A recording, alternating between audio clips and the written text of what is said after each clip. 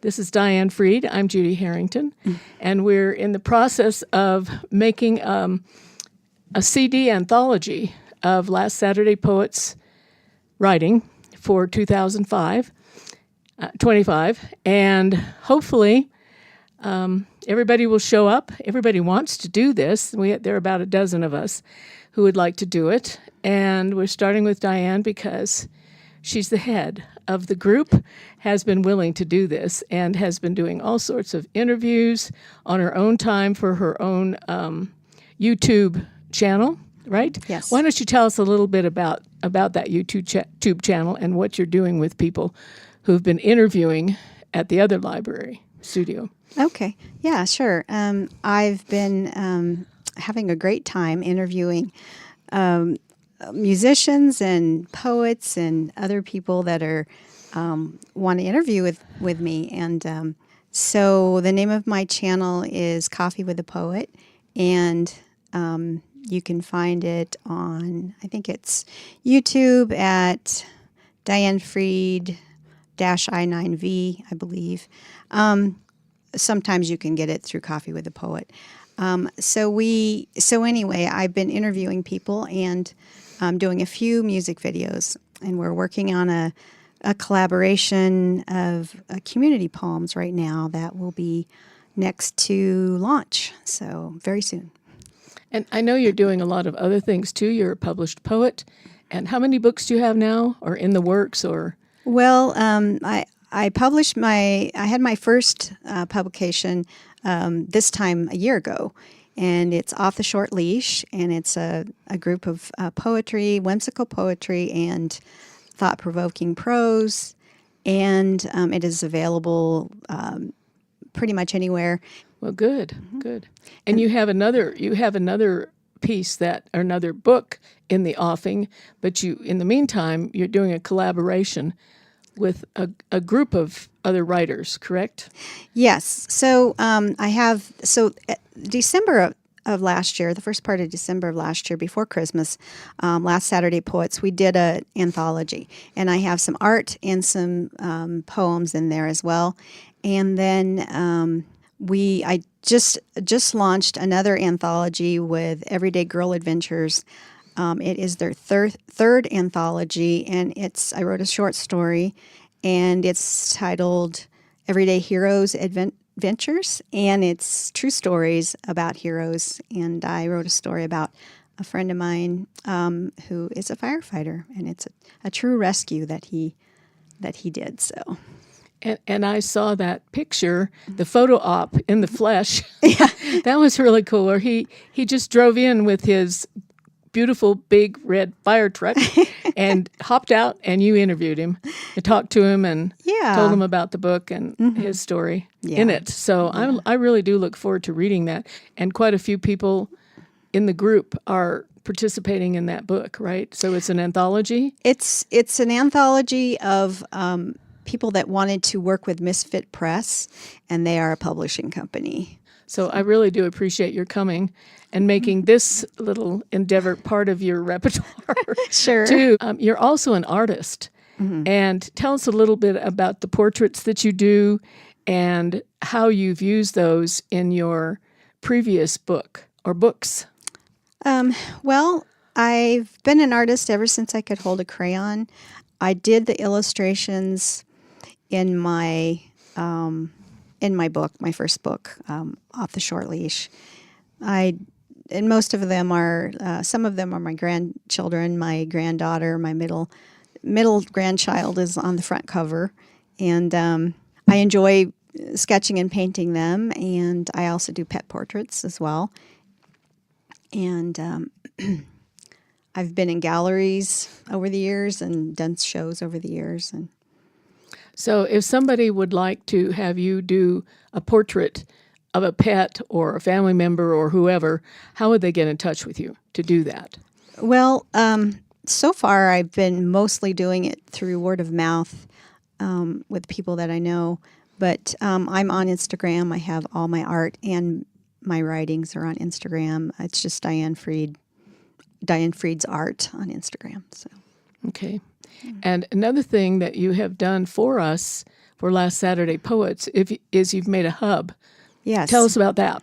So for our poetry group, I thought, well, we should probably have a place where we can all, have events posted and writing ops posted. So on Facebook, if you follow Facebook, you can follow us, Last Saturday Poets, and there's a hub there. So talk about local events and places you can subscribe. A lot of magazines that are paid subscriptions as well. So that's fun. And how many followers do you have right now? I'm part of it. Yes, part right. Of this hub. Yeah. We have 93. Well, we've hit some of the highlights anyway of Diane Freed, but you have brought some things to read also for part of this anthology. Yes. And why don't we just go ahead and have you start with the reading? Okay, that sounds good. There we go. Okay, so the first one I'm going to read is called, let's see, I guess I wrote this actually the end of last year, so this is not a new one, but it's not published yet, so putting it in our little anthology is excellent. So it's called Life's Lesson. Brittle body will soon be rotting, sagging limbo low. The giving way to grand decay, recognition will bestow. Hair is frosting, cells exhausting, quickly parting ways. Changes coming not too subtle, left aging on display. Tears pooling at the feet of crows, emotions crease the deep. Smile lines won't dam the progress as salt begins to seep. Each thought is there remembered, precedes the trickle down. Parched lips will speak their secrets, wise words of those profound. To touch another with true kindness, to pass compassion on, is all that really counts in life when life has come and gone. Thank you. I think I'll just go ahead and ask questions, if you don't mind, as we go. It's just 3:15 now, so Okay. You're here for half an hour. So I'm curious what prompted that poem. Thinking about us aging and departing this world. And so that's kind of what prompted that. Well, you don't hesitate. You jump right into it's not exactly grisly details, but you don't hesitate. And what about, there's a lot of rhyme in your poetry. Does it, in this particular poem, is it all end rhyme, or do you let it come wherever it comes, like ordinary speech, or? I try to pay attention to flow, and I definitely love rhythm. If we're talking about rhyming something, rhythm is really important. And sometimes I have to sit on a sentence in a stanza to for my mind to come around and to find the rhyme, because it doesn't always manifest quickly. So you do a lot of revising then to pull it together, and sure. Mm-hmm. Yeah, I will take a piece and generally revise it many times. The next two pieces that I'm going to read, they don't rhyme. They're actually stories, basically, and they're stories that I'm going to be performing at two performances coming up this month. And the first performance is One Wild Word, and that is on the 20th of this month of September. And I will read my first story. It's a prose, I guess, but it's a story, and it is called The Bus Ride. I climb the familiar steps of Bus 45. My customary commute to central downtown. Positioned directly behind the driver sits Henry, in his usual seat, his cane propped against his leg.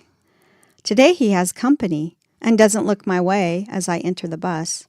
He is engaged in focused conversation with a younger man, his son maybe. Many times I sit with him for his short ride and listen to him talk. His dreamy gaze of perpetual haze, often looking past me, recalling a scene from the night before, waltzing with his wife to Georgiana Moon as her lemon yellow ruffles float across the dance floor. "She's the best ballroom babe there is," he proclaims in his sandpaper voice. And last night she hugged me forever. I always nod and smile, and mostly listen. A wonderful, seemingly vivid memory, running on repeat. As Henry's wife passed years ago, I was told. I located an empty seat near the back. As I moved down the aisle, I passed the tourist. And tourists are easy to spot. Their faces pressed against the window, excitedly pointing and naming landmarks flying by. As I settle on my bench, I glance at the man beside me, who is sliding closer to the wall, increasing our in-between space. His "you call, we haul" junk removal hat attempts to conceal unkempt hair. Soiled pant pockets turned inside out, empty, poverty on display. With a fleeting smile, I avert my eyes forward to avoid rude. I spy college students in the next row up, using their backpacks as pillows, closed eyes, and earbuds in place. A young woman across the aisle clutches a miniature blanket to her chest. A tiny human hand pops through the folds, reaching out, grasping a fistful of Mama's long dark hair, a dependable lifeline. Mama looks up with wide almond eyes. I smile with tender acceptance of her nurturing situation. Bus 45 pulls into its next stop. Henry prepares departure. Leaning on his sturdy cane, his companion guiding his opposite arm. "Take care, dear Henry," I whisper under my breath. Their bench is refilled with 3 teen boys glued to Fortnite and Roblox on their illuminated screens. There's a woman sitting across from them, only the back of her head visible to me. White hair branching out in electrostatic halo. She speaks up. "I'm going to the castle. They're looking for their queen." No reaction from the teens. Some of the briefcase holders frown anxiously, rhythmically checking their watches in anticipation of the next stop, which is approaching, the university coming into view. Students now awake, reposition their packs to their backs. This is my stop also. I glance at my bench neighbor. His hauling hat has fallen forward over his brow, eyes shrouded. I place a few dollars on the seat between us. Hairbrush money. Our bus pulls over and parks. I stand, giving a smile to the young mother, her baby rocking contently in her arms. The businessmen quickly disembark. The students are next. I walk forward, and I can now see the glowing face of the wild-haired woman. "You look lovely today, Queen," I say to her. A huge smile immediately breaks across her wrinkles. I hope I have made her day, as she and the other passengers have made mine. Well, thank you. Did you say you're recording that? Or you're not recording, you're performing it? Performing it, yeah. So I'm supposed to have it memorized. I have part of it memorized, most of it memorized, I guess. And this next one that I'm performing on an event is called Misfit Monologues. That's on the 25th of this month. And that is going to be at Pikes Peak Improv Theater. And I have this one memorized. And this one has props that I'm using as well. But the title of this is called The Gamble. It's been a month since you filled your suitcase and rolled out of my life. Back up to your apartment 3 stories above me. My ears no longer reverberating from your parting pitch. My face washed free of tears. I cross the threshold of my front door. Your perfumed ghost lingering in the quiet hall. I'm rolling the dice as I walk to the elevator. The odds of not meeting you have been in my favor. Stakes higher down in the lobby. Wagering my bets, I press the arrow down button. Ding! Announces the arrival. Doors open, and there you stand. The cards have been dealt, and I should quickly fold and choose the stairs. Your magnetic pull draws me in. Nothing more to bargain for. I decide to play this round as I step forward and become enveloped between box walls. With one side step to the corner, you avert your gaze to the floor. Are your cheeks lifting, eyes creasing, hiding your idyllic smile, some downcast admiration?